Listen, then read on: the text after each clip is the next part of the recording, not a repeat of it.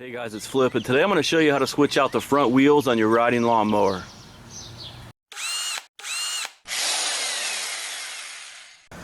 So as you can see, the tread on my front tires is very worn down, especially this left one, which is pretty much bald, so it's definitely time to switch these out. Now you can just switch out the tire and reuse the rim, but anybody got time for that? So I'm just going to go ahead and switch out the whole wheel. It's a little more expensive, but you'll definitely save some time. So what I bought here is a 15-inch universal lawn tractor front wheel, which is made by Arnold, and it fits pretty much anything made by MTD, which I guess is Stanley Black & Decker now, and some John Deere. So it's just a universal wheel you can put on, and I'll put a link underneath the video in the description if you want to check them out.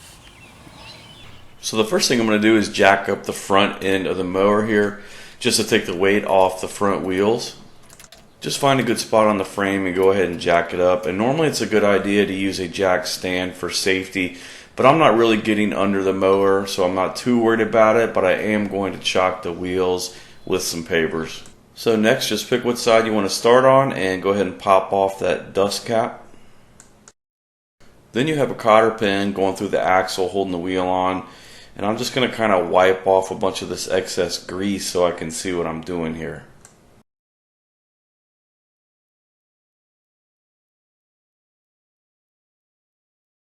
So then we got to get this cotter pin out, so I'm going to use some needle nose pliers to try and kind of straighten out the bent over ends of this cotter pin to make it easier to pull out.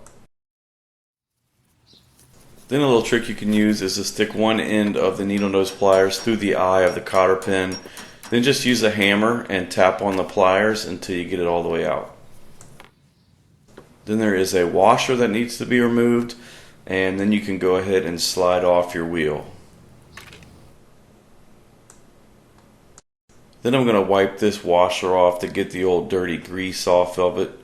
Then do the same for the axle. We're going to put some fresh grease on it so we can go ahead and get all this old dirty stuff off of there. You can reuse the same cotter pins, but sometimes they're pretty nasty and sometimes they break, so I got some new 1.5-inch cotter pins to put in.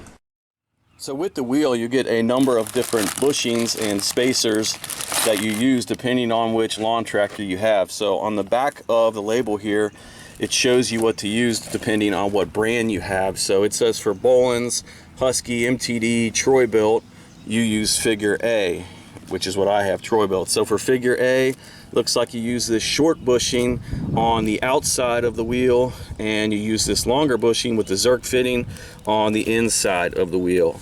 I don't need the spacer. It looks like that's just for John Deere. So here I'm just unwrapping the tire and taking the right bushings out, and then you can just push these in by hand. They go in pretty easy.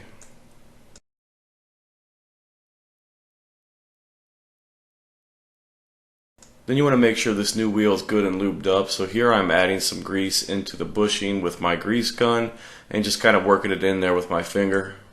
Then I'm squirting some grease onto the actual axle and just kind of working that all around on there.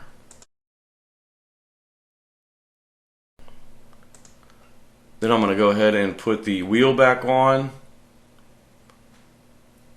and then replace that washer that we took off. And then we'll put our new cotter pin in and use some needle nose pliers to bend the ends of that down to keep it in place. And then we will put the dust cap back on.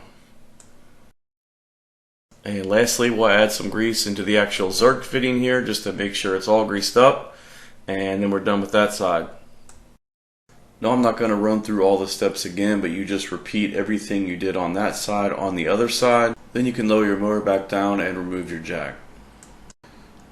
And then the last thing you want to do is just double check that your tires are filled to the correct PSI. Both of my tires came filled at 19.5 PSI, and they are only supposed to be at 14, so I had to let a little bit of air out of each of them. Okay, that's it. Hopefully this video helped you out. If it did, please hit the like button and subscribe to my channel. Thanks for watching.